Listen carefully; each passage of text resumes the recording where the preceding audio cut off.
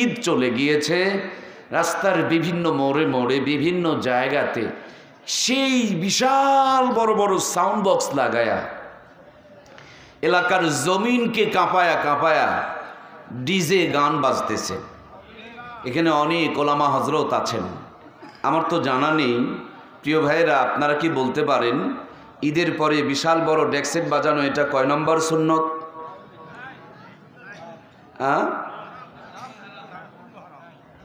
আস্তাগফিরুল্লাহ। সারা বছরের অর্জন, সারা মাসের অর্জন, সারা এলাকার অর্জন সবগুলোকে এই গান বাজনার মধ্য দিয়ে বিসর্জন দেওয়া হচ্ছে, ঠিক কিনা? আমরা মনে করেছি আমি তো বাজাই নাই, আমি তো বাজাই নাই, এ কথা বলে আমরা পার পাবো না। আপনারা নিশ্চয় অবগত রয়েছেন প্রচণ্ড খরা চলছে, মানুষের জীবন একেবারে বেতৃষ্ণা হয়ে গিয়েছে প্রচণ্ড খরার কারণে। হযরত সম্ভবত মূসা আলাইহিস সালাম আল্লাহকে জিজ্ঞেস করেছিলেন, ও আমার রব, আপনি যখন খুশি থাকেন তখন বুঝবো কেমনে, আর আপনি যদি নারাজ হয়ে যান তখন বুঝবো কেমনে? তো আল্লাহ তাবারক তাআলা বলছিলেন, পয়গম্বর আমার, যখন আমি খুশি হব আমার বান্দার যখন যেটা দরকার, যতটুকু দরকার তখন সেটাই ততটুকু বরাদ্দ করে দিব, সুবহানাল্লাহ। আর আমি যখন নারাজ থাকব তো আমার বান্দার জন্য যেটা দরকার তার বিপরীতটা দিব। আজ আমাদের জন্য প্রচণ্ড বৃষ্টি দরকার, কিন্তু পাচ্ছি তার বিপরীতটা। যদিও বৃষ্টি পাই, অতিরিক্ত বৃষ্টিতে তখন আমরা বন্যার পানিতে ভেসে যাই। দরকার আমাদের প্রচণ্ড বৃষ্টির, কিন্তু কিছু কিছু এলাকায় মাঝে মাঝে শুনতে পাচ্ছি 250 গ্রাম ওজনের পাথর পর্যন্ত বর্ষিত হয়েছে, ঠিক কিনা? আমার প্রিয় ভাইয়েরা, এগুলো হলো আমাদের পাপের ফসল। আল্লাহ তাআলা পবিত্র কোরআনুল কারীমের মধ্যে ইরশাদ করে বলেন, জাহারাল ফাসাদু ফিল বাররি ওয়াল বাহরি বিমা কাসাবাত আইদিন নাস। জলে এবং স্থলে যতটা পরিমাণ অশান্তি দেখছি, আল্লাহ বলেন সব হলো আমাদের হাতের কামাই। এজন্য প্রিয় ভাইয়েরা, নিজে তো গুনাহ করব না, যুব সমাজকে জেগে উঠতে হবে। আমাদের চোখের সামনে কোনো গুনার কাজ বরদাস্ত করা হবে। যদি গুনার কাজগুলো থেকে আমাদেরকে, জাতিকে আমরা ফিরাইতে না পারি, আর ওদের ডেকসেট বাজানোর কারণে কোনো আযাব আর গজব যদি বরাদ্দ হয়, হাজী সাহেব, গাজী সাহেব, মৌলানা সাহেব, মুফতি সাহেব, মুহাদ্দিস সাহেব, সবার উপরে গজব আসবে। সে গজব থেকে বাঁচার কোনো উপায় নাই। কথা বলুন, ঠিক কিনা? অল্প কয়েকদিন আগে ওই দক্ষিণ অঞ্চলে ভোলা মাহফিলে গিয়েছিলাম। এখানে অনেক মানুষ আপনারা আছেন যারা ভোলা গিয়েছেন, দক্ষিণ অঞ্চলে ঘুরেছেন। তো সে এলাকায় যাতায়াতের বড় মাধ্যম হচ্ছে বড় বড় জাহাজ। এক একটা জাহাজ 5 তলা 10 তলা, এক একটা জাহাজের মধ্যে 5000-7000 পর্যন্ত মানুষ যাওয়া আসা করতে পারে। নিচতলা পরিবেশটা একটু নরমাল, তো ভাড়া একটু কম। উপরতলা পরিবেশটা একটু উন্নত, ভাড়া একটু বেশি। উপরতলা আরও উন্নত, ভাড়া আরও একটু বেশি। উপরতলা আরও উন্নত, ক্যাবিন শুয়ে থেকে চলে যাওয়া যায়। এক বেচারি 500 টাকা দিয়ে নিচতলা একটা টিকিট কাটছে। তো ওর পানির তৃষ্ণা লাগে যখন উপরতলা থেকে পানি খেয়ে আসতে হয়, এখানে পানির সাপ্লাই নেই। তো উপরতলা যখন পানি খেতে যায়, নিচতলাওয়ালারা দেখে উপরতলাওয়ালারা টিটকারি মারে আর বলে, কি গো, টাকা বাঁচাইবেন না? টাকা বাঁচানোর জন্যই তো নিচতলার টিকিট কাটছেন, আবার উপরতলা পানি খেতে আসেন। সে বেচারির হ্যাডামে লাগছে। ও চিন্তা করলো, আমি উপরতলাতেও যাব না, কারো বিরক্তও করব না, আর টিটকারিও শুনবো। ওনার কাছে মাটি খোঁড়ার জন্য একটা লোহার শাবল থাকে না ভাই, কথা তো বোঝা যাচ্ছে নাকি? শাবল দিয়ে ওনার সিট বরাবর উনি একটু মাশাআল্লাহ জাহাজটা ছিদ্র করতে শুরু করছে। কারণ 5 তলা জাহাজ, নিচতলা অটোমেটিকলি পানির নিচে থাকে। তো সে জাহাজ ছিদ্র করতে শুরু করেছে। আপনারা একটু দয়া করে আমাকে বলবেন, নিচতলা যদি ছিদ্র করে উপরতলাওয়ালার সমস্যা আছে? যারা যারা কথা বলছেন না, আপনাদের জবানে কিন্তু প্যারালাইসিস হওয়ার আলামত। নিচতলা যদি ছিদ্র হয়, উপরতলাওয়ালা কি কোনো সমস্যা আছে? কেন? এ তো দেখি আমরা যত পাগল, আপনারা তার চাইতে বড় পাগল। মানে জাহাজ তো একটা, নিচতলা যদি ছিদ্র হয়ে যায়, উপরতলাওয়ালার কোনো রক্ষা। আমার প্রাণপ্রিয় ভাইয়ারা, সারমর্মমূল কথাটা আমি বুঝাইতে চাই, জাতি আপনি আমি 2-4 জন মানুষ মসজিদে নামাজ পড়তে যাই, কিন্তু বাড়ির মধ্যে আপনার আমার মেয়েকে, আমার আপনার বোনকে, আমার আপনার বিবিকে, আমার আপনার সন্তানকে হাতের মধ্যে রিমোট দেখা অবস্থায় মসজিদে চলে যায়। আমি মসজিদের কোনায় একজন জিকির করি সুবহানাল্লাহ সুবহানাল্লাহ, আর আমার বাড়ির ঘরের কোনায় 50 জন কিরণমালা কটকটি পাখির সার্ভিস দিচ্ছে। কথা বলুন ঠিক কিনা?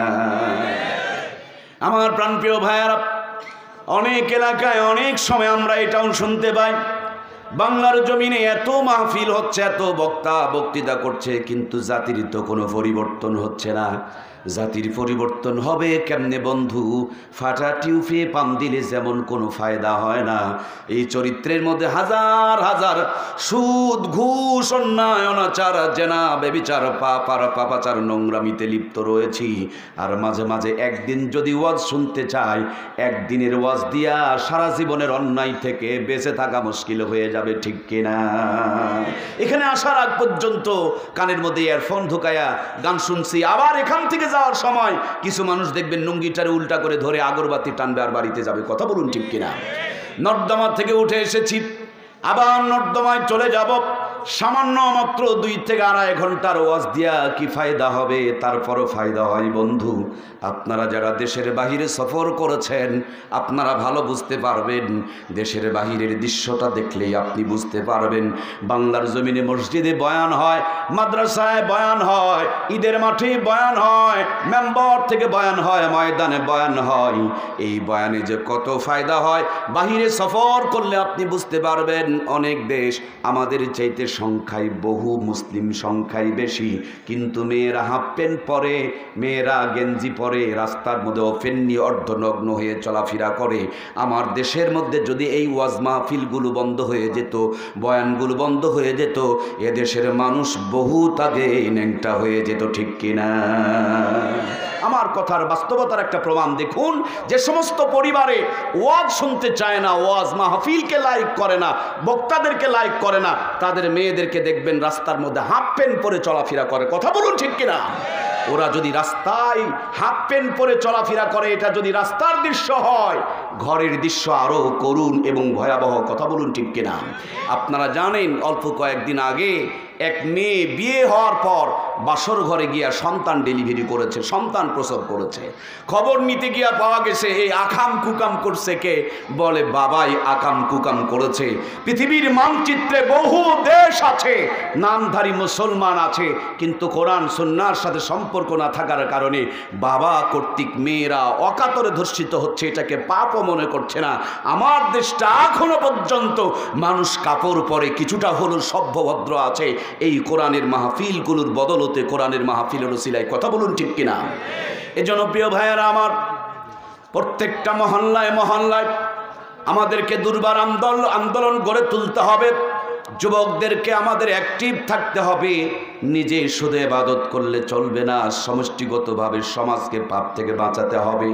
আমার এই কথার সাথে সুর মিলিয়ে আরও ছোট্ট আর একটা ঘটনা মনে পড়ে গেল। সেইদিন হজরতে মুসা কালিমুল্লাহ একদিন দেখছেন এক এলাকার মধ্যে, এক এলাকার ভিতরে এত বেশি আল্লাহর আযাব এসেছে, এলাকার বাড়িঘর সবগুলো তছনছ হয়ে গিয়েছে। আল্লাহর পয়গম্বর হযরতে মূসা আল্লাহরে বললেন, আল্লাহ গো, এলাকার মধ্যে এমন কি কোনো ভালো মানুষ ছিল না যাকে তুমি ছাড় দিতে পারতে? সবাইকে যদি তুমি শেষ করে দিয়েছো, আল্লাহ তোমার এই বিচারটা আমার কাছে মোটামুটি কেমন যেন মনে হইতেছে। আল্লাহ বলেন, দুনিয়ার বিচারটা এমন, আর আখেরাতের বিচারটা, পরকালের বিচারটা হলো ব্যতিক্রম। আখেরাতে মৃত্যুর পর থেকে কেউ ঘামের হাঁটুস পরিমাণ সাগরে হাবুডুবু খাবে, কেউ এক কোমর, কেউ এক বুক, কেউ এক গলা, আবার কেউ ঘামের সাগরে হাবুডুবু খেতে থাকবে, একই জায়গাতে থাকবে। কিন্তু যার যেই পরিমাণ পাপ, সেই পাপ পরিমাণ তাকে শাস্তি ভোগ করতে হবে। আর দুনিয়ার বুকে আল্লাহর রহমত যদি আসে সবার জন্য আসবে, আল্লাহর গজব যদি আসে সবার জন্য আসবে। এই জন্য বন্ধু, একা একই শুধু ইবাদত করলে হবে না, একা একই খালি ভালো থাকলে হবে না, সমাজের প্রত্যেকটা মানুষকে নিয়ে ভালো থাকতে হবে। কথা বলুন ঠিক কিনা?